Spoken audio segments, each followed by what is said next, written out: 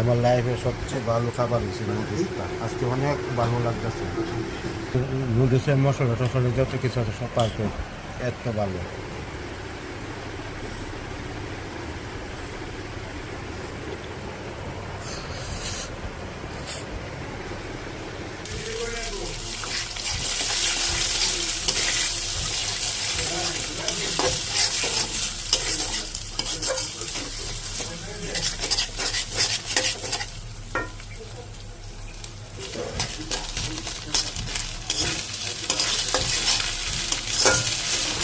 আজকে হাঁসের ডিম দিয়ে নুডলস তৈরি করছি।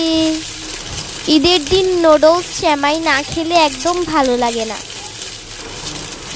আর দেখেন হাঁসের ডিমের কালারটা হলুদ বলে কত সুন্দর হয়েছে দেখতে। যেহেতু নুডলসের মধ্যে নুডলসের মশলা না দিলে খেতে ভালো লাগে না, তাই আমি 3-4টা নুডলসের মশলা এখানে মিশিয়ে নিয়েছি। এক হাতে ক্যামেরা আর এক হাতে রান্না করছি, বুঝতেই তো পারছেন। দেখেন এই কারণে মশলাটা দিতে অনেক কষ্ট হচ্ছিল আমার। যাই হোক, নুডলসের কালারটা অনেক ভালো এসেছিল। এখন আগে থেকে সিদ্ধ করা নুডলসটা এখানে ঢেলে দেব। আজকে ফ্রেশ নুডলসটা রান্না করছি। আমার কোকোলার নুডলস খেতে তেমন ভালো লাগে না, তবে আগে অনেক খাওয়া হতো।